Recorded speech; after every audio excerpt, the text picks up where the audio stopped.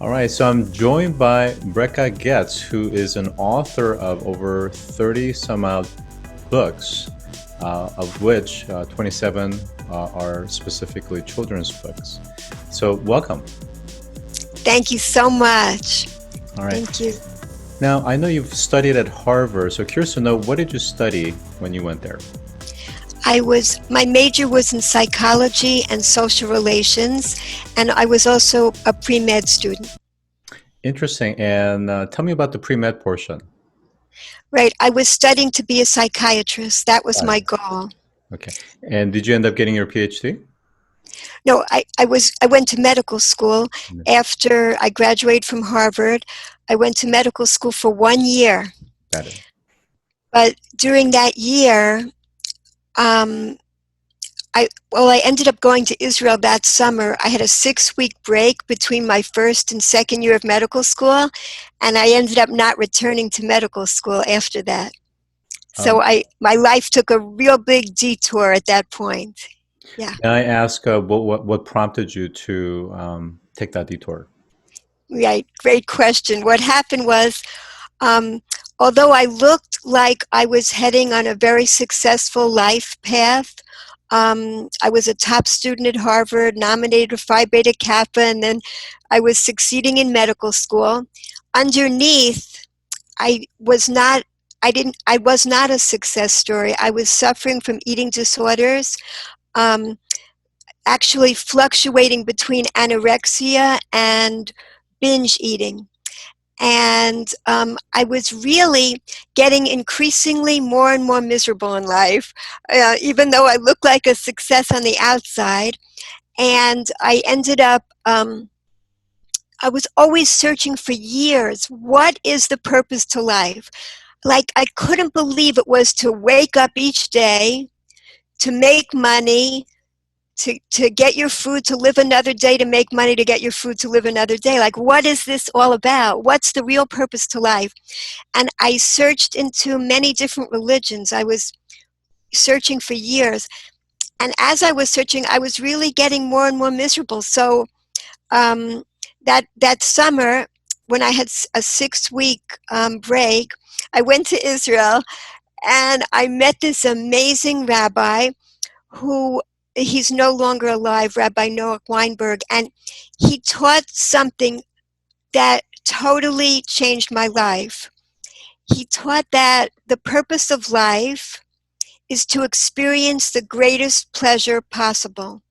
Now, that seems so different than what we think religions teach us. Like, that sounds very hedonistic and things like that, but the truth is, what is the greatest pleasure possible? The greatest pleasures possible are the lasting pleasures. And when I began to study my own heritage in depth at a level I never even knew existed, I didn't even realize all the spirituality that was involved in my religion, my soul got the nourishment that it was craving. And I was able to heal from the different eating disorders, the food addictions, because, and well, I didn't know why, but the reason is there was no longer a need for it, because my hungry soul, my soul that was starving, was finally nourished. And well, the memoir that I wrote, it's called Searching for God in the Garbage. And that title is because I really believe that in many ways, God has kind of been tossed in the garbage by a lot of people. Growing up, it was never important to believe in God. That wasn't that wasn't what you did when I was growing up. And it was only that I began to give it a chance that possibly God could exist, that there really was a purpose to life, that our purpose is that this world was designed for us to experience the greatest pleasure possible. All these things completely changed my outlook on life. And now that I really understand that, what I love to do is share this important message. So my book, well, Searching for God in the Garbage, is basically a compilation of of how it's 20 years time. It's the actual diaries and journals and letters that I kept through those years of developing the eating disorders and then healing from them. It goes from age 12 to 32.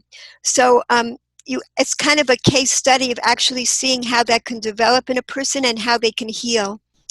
And if it's okay, I want to share the message that there is like a pleasure ladder.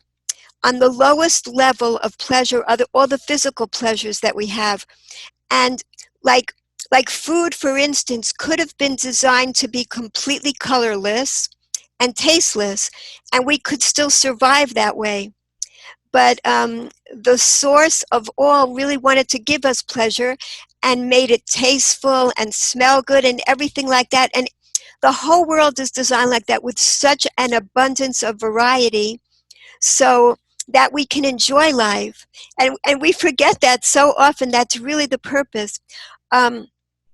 But here, above the physical level, the next rung on the ladder of pleasure is love. And that involves all the kindness that we could do that brings love into our life by giving to others. So many people feel that they're not empowered to bring love into their lives, like they may be feeling lonely. But the truth is, there's always ways to bring more love into one's life by sharing one's inner love with other people. And the love that a person has is infinite, because we're all a part of Source. We're all connected. So there's really an infinite amount of love that each person has to give. And the third level on the pleasure ladder is meaning. When we bring meaning into our lives, that gives us tremendous pleasure, when we do meaningful things. And the next level above that, the fourth level, is creativity. All the creative things we do, including having children and teaching them, and all the creative acts, which are endless. The highest level is transcendence, when we actually connect with the source of all being, of all energy. And these pleasures are more and more lasting as you go up the ladder. So the message that I really want to spend, and especially during this time now of COVID-19, is that when people are isolated, a lot of people, even more than usual, may tend to be at home and overeat or engage in some other kind of addictive behavior.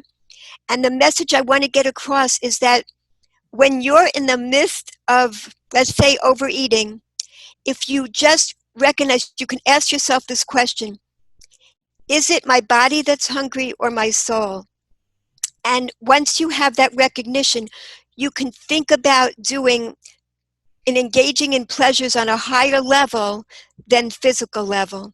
And with that, you're filled with more lasting pleasure. The reason that people overeat is because eating is pleasurable, and they want the pleasure to last, so they just keep eating.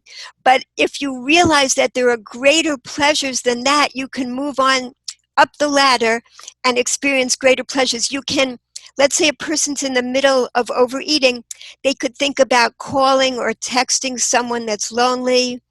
They could think about turning on a YouTube video and doing a yoga class or some other kind of exercise that they enjoy, and listening to music.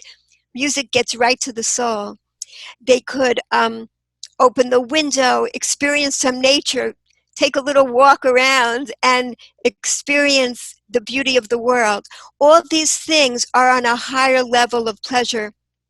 Even if they're a physical pleasure too, they could be on a higher level and help a person to experience the lasting pleasure that they're looking for in life. All right, so let me jump in here a little bit, just to kind of recap everything. Is that you know, in this society, regardless of which culture that someone is living within, is that we tend to put a lot of weight to what we consider social economic success. And there are certain benchmarks and certain comparison that all of us are, marked against from a young age until adulthood. And sometimes in that midst of kind of the race to succeed, whatever that measurement stick is that there are things that's not being fundamentally addressed. There's underlying issues, there's underlying needs. And the example of your eating disorder when you were younger is a great example of that. And we see that opioid epidemic, as an example, isn't necessarily just just to those that are economically poor or a certain geographic region within America. It affects all classes, and I think the point that you're trying to make, and especially for those that are listening or viewing, that are perhaps a little bit quizzical about kind of the religious reference point, is that unless you address the underlying issues, which goes back to your education and your training, is that everything else is going to just kind of get manifested. And when you try and mask it with opioids and alcohol and addictions and gaming and everything else, including Netflix binge watching, it's, the underlying root cause still remains, and you have to address that. And I think that's really what you're getting at. For the remaining couple of minutes that we have, I do want to pivot the conversation a little bit, because you do tend to write from the reference point of your Jewish faith, and I think you have about 27 Jewish children's books. So talk to us about in the next couple of minutes around how that is applicable for the broader public, and what are kind of the things that children will learn from your books and parents can learn or teach together. Wonderful. And one thing I want to add is, you spoke about addressing the deeper issues, but the main point that I feel that isn't addressed enough is that a person needs to add more joy into their life. That is so essential, because you can't overcome a bad habit unless you add in, and the most effective way to overcome a bad habit is to add something more pleasurable in its place. And that's why we need to go up the ladder of pleasure in order to overcome where we're stuck on a lower level of a physical type of addiction. That's a very essential point that I want to make, that we need more joy in our lives across the board.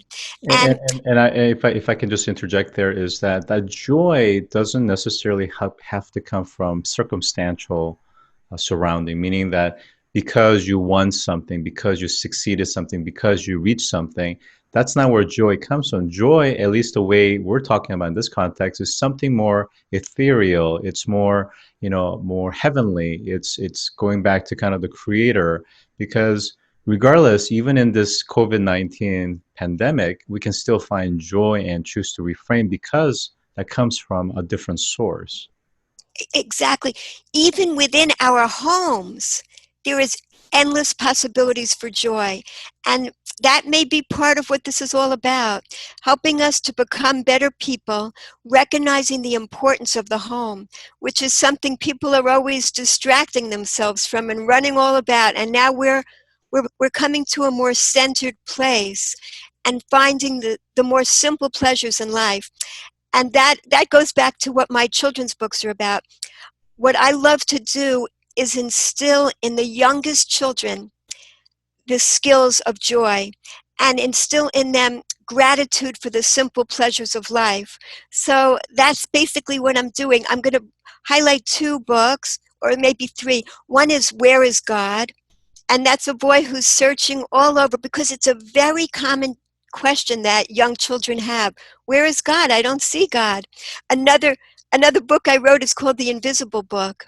Also, it's about all the things that it's about all the things that we believe in that are invisible, because people think, I can't believe in God, you can't see God, and yet we believe in gravity, we believe in time, we can't touch these things, we can't with our 5 senses, and yet we believe in all these things. We believe in feelings, we believe in thoughts, and yet we can't grasp them with our 5 senses.